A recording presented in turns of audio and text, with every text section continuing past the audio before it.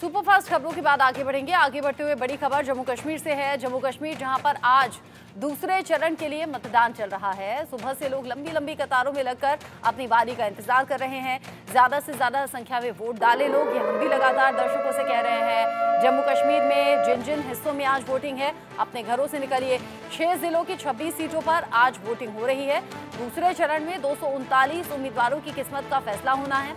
शाम 6 बजे तक वोट डाले जाएंगे। साथ ही जम्मू कश्मीर में सबसे बड़ा चुनावी दंगल भी इसे कहा जा रहा है। लोगों को बड़ा इंतजार था, 10 साल इंतजार किया है, उसके बाद ये वोटिंग का मौका उन्हें मिला है अपनी सरकार चुनने का। सेंट्रल कश्मीर की 15 सीटों पर मतदान है और जम्मू की 11 सीटों पर वोटिंग हो रही है। परिसीमन के बाद क्या बदला, कैसे फायदा, कैसे नुकसान, इस पर भी बात करेंगे। वोटिंग परसेंटेज भी बहुत हद तक इशारा करता है। हालांकि अभी तो इनिशियल टाइम है, अभी जैसे जैसे वक्त आगे बढ़ेगा वैसे वैसे वोटिंग परसेंटेज भी सामने आएगा और वोटिंग के लिए लोगों की संख्या भी बढ़ती जाएगी। जम्मू कश्मीर में अपनी पसंदीदा सरकार चुनने के लिए लोग अब घरों से निकले हैं और वोट डालने के लिए पहुंच रहे हैं। सुबह से मतदान केंद्रों के बाहर लंबी लंबी कतारें ये लोकतंत्र की खूबसूरती को दिखाती हैं, बताती हैं। महिलाएं भी बढ़ चढ़कर वोटिंग में हिस्सा ले रही हैं। युवा भी खासे उत्साहित हैं और सबसे ज़्यादा उत्साहित तो फर्स्ट टाइम वोटर्स रहते हैं। जम्मू कश्मीर जहां पर आज दूसरे चरण के लिए मतदान हो रहा है। जम्मू कश्मीर जहां पर कुल 26 सीटों पर वोट डाले जा रहे हैं। जिन 26 सीटों पर चुनाव हो रहा है उसमें 15 सीटें कश्मीर की है, जबकि 11 सीटें हैं जम्मू की। इस फेज में सबसे कड़ा मुकाबला गांदरबल सीट पर होने की उम्मीद है। यहां से जम्मू कश्मीर के पूर्व सीएम उमर अब्दुल्ला चुनाव लड़ रहे हैं। बड़गाम में भी कड़ा मुकाबला है। इस सीट से भी उमर अब्दुल्ला ने ताल ठोकी है और ताल ठोकने के बाद यहां लगातार वो चुनाव प्रचार करते रहे। आपको बता दें कि उमर अब्दुल्ला इस बार 2 सीटों से चुनाव लड़ रहे हैं। उमर अब्दुल्ला की वो तस्वीर भी लोगों के जहन में है। साथ ही साथ जो बाकी पार्टी हैं उन्होंने तंज भी किया, जिसमें उमर अब्दुल्ला ने अपनी टोपी, जो जनसभा के लिए वो संबोधित करने के लिए पहुंचे थे, अपनी टोपी उनके सामने उतार दी थी और कहा था कि मेरी इज्जत आप लोगों के हाथ में है। ऐसे इमोशनल कार्ड नेताओं के जरिए अक्सर खेले जाते हैं। बड़े बड़े दावे, बड़े बड़े वादे इस बीच लोगों से किए जाते हैं, लेकिन इन सब के साथ ही किसके वादों पर होगा भरोसा, ये देखना दिलचस्प रहने वाला है। 6 जिलों की 26 सीटों पर सुबह से चल रहा है मतदान। इस पर हम बात करेंगे। आज जम्मू कश्मीर में दूसरे चरण के लिए वोटिंग हो रही है।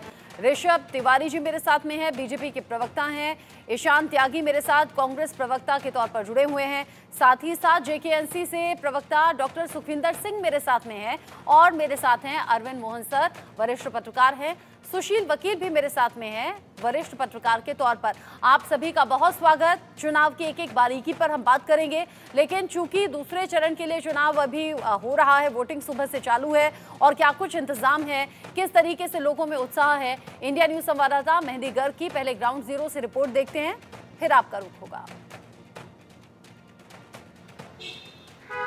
जम्मू और कश्मीर में एक दशक बाद लोकतंत्र का पर्व मनाया जा रहा है, यानी कि 10 साल बाद जम्मू कश्मीर की जो जनता है वो अपना मतदान का राइट यूज़ करने के लिए घरों से बाहर निकल रही है। फिलहाल हम मौजूद हैं श्रीनगर सिटी में, श्रीनगर डिस्ट्रिक्ट में, और दूसरे चरण के लिए ये बहुत ही महत्वपूर्ण जगह है। और फिलहाल हम मौजूद हैं बॉर्नहाल पोलिंग स्टेशन पे। यहाँ पर सिक्योरिटी की तैनाती आप साफ तौर पर देख सकते हैं कि किस तरीके से जो सुरक्षा बल है वो यहाँ पर डिप्लॉय किए गए हैं। और 7 बजे से वोटिंग यहाँ पर शुरू हो गई थी और उसके बाद से लगातार सुरक्षा बल की जो गाड़ियां हैं वो यहाँ पर राउंड्स ले रही हैं और तैनाती साफ तौर पर देखी जा सकती है कि यहाँ पर किस तरीके से मौजूद है, ताकि जितना मतदान है वो बहुत ही आराम से यहाँ पे हो सके। और कुछ लोग भी हैं जो मतदान अपना कास्ट करने के लिए पहुँच रहे हैं। तो ये फ़िलहाल सिचुएशन है श्रीनगर की। और अगर बात की जाए वोटर टर्नआउट की, वोटर परसेंटेज की, तो पहले चरण में देखा कि किस तरीके से लगभग 60% जो मतदान है वो हुआ था। तो ऐसे में दूसरे चरण से भी काफ़ी उम्मीदें हैं कि एक अच्छा प्रतिशत जो है वो निकल कर सामने आ सकता है। लेकिन तस्वीरें बहुत महत्वपूर्ण हो जाती हैं क्योंकि श्रीनगर जो है वो जम्मू कश्मीर की राजधानी भी है। तो ऐसे में सुरक्षा को लेकर बहुत से सवाल मन में भी उठते हैं, लेकिन सुरक्षा साफ तौर पर यहाँ पर तस्वीरों में आप देख सकते हैं। और लगातार जो मतदाता हैं वो इस पोलिंग स्टेशन पर पहुँच रहे हैं। और कुछ ही देर बाद पूर्व मुख्यमंत्री उमर अब्दुल्ला अपने पूरे परिवार के साथ, अपने फादर फारूक अब्दुल्ला के साथ भी यहाँ पर अपना वोट कास्ट करने के लिए पहुँचेंगे।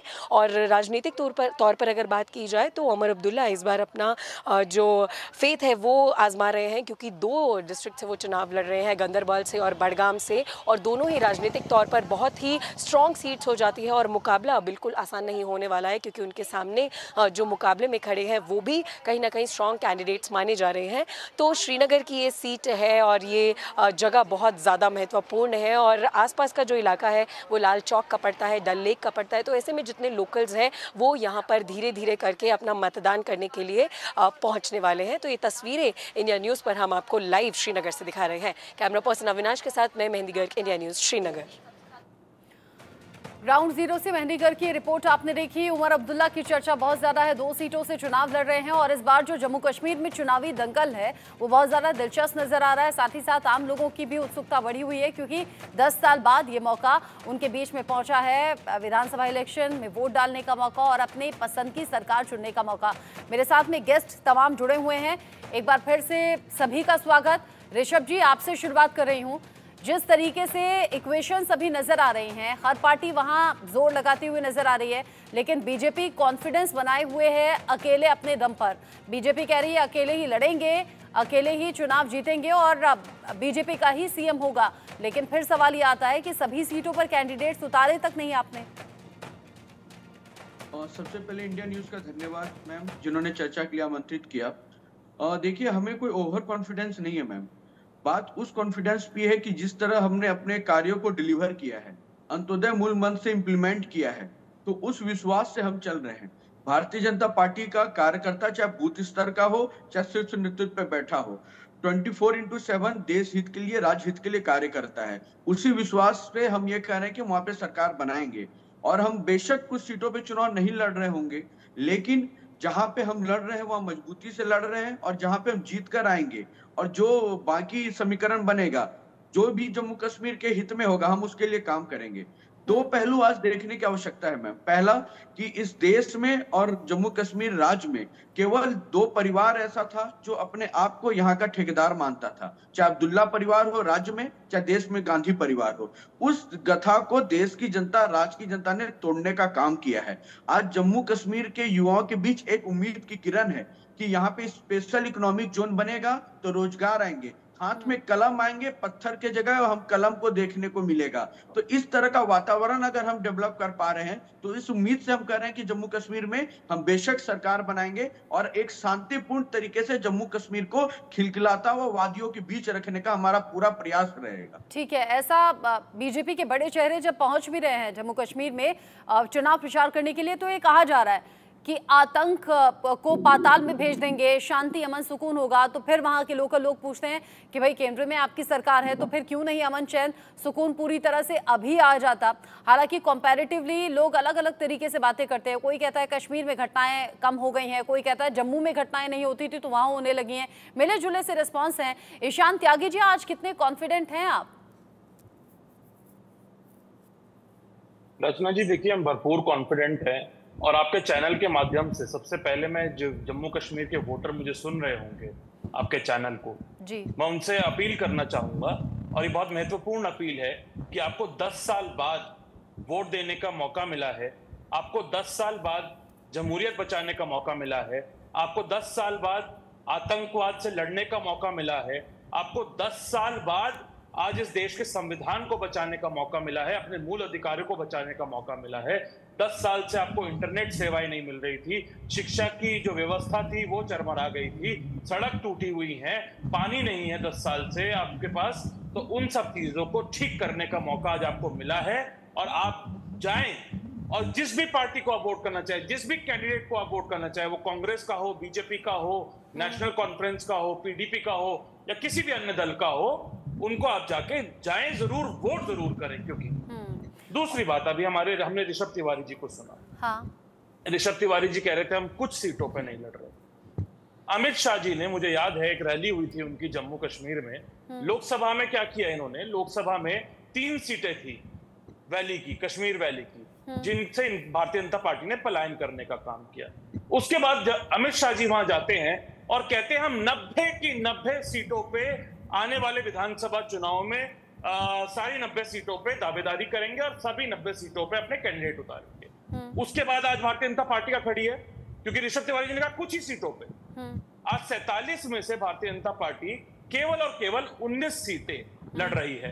जब कश्मीर वैली में तो 1/3 सीटों पे लगभग लड़ रही है। तो ये बताएं कि इन्होंने लगभग 2/3 सीटों पे पलायन करने का काम दोबारा से क्यों किया। अब ये कह रहे हैं हमने आतंकवाद को हम ठीक कर दें। अरे आप होम मिनिस्ट्री का डेटा उठा के देख लीजिए रचना जी, और मैं ऐसे ही इधर उधर के फैक्ट्स कोट नहीं करता हूं। होम मिनिस्ट्री का डेटा उठा के देखिए। 2019 से जब से आर्टिकल 370 हटा है, उसके बाद से लेके 2023 तक जितनी आतंकवादी घटनाएं हुई हैं वो ज्यादा है 2011 से लेके 2016 तक की आतंकवादी घटनाओं को। तीसरी बात इन्होंने करी परिवारवाद की। क्या इनको तब परिवारवाद नहीं आया था याद, जब इन्होंने पीडीपी के साथ 2014 में सरकार बनाने का काम किया था। जिन लोगों को अलगाववादी बोलते थे, उन्हीं के साथ इन्होंने गठजोड़ करने का काम भारतीय जनता पार्टी ने किया था। 3.5 साल इन्होंने उनके साथ सरकार चलाई। कॉमन मिनिमम प्रोग्राम इनका बोलेंगी तो मैं बता दूंगा, पीडीपी का मैनिफेस्टो आप बोलेंगी तभी आपने ऋषभ तिवारी जी को सुना भी होगा। देखिए, जो चुनावी भाषण है, चुनावी रैलियों को संबोधित करते हुए 3 खानदानों का जिक्र है, लेकिन अभी जब डिबेट में वो बैठे हैं तो उन्होंने सिर्फ 2 खानदानों का जिक्र किया। वहां पीडीपी को उन्होंने जिक्र नहीं किया। इन संभावनाओं की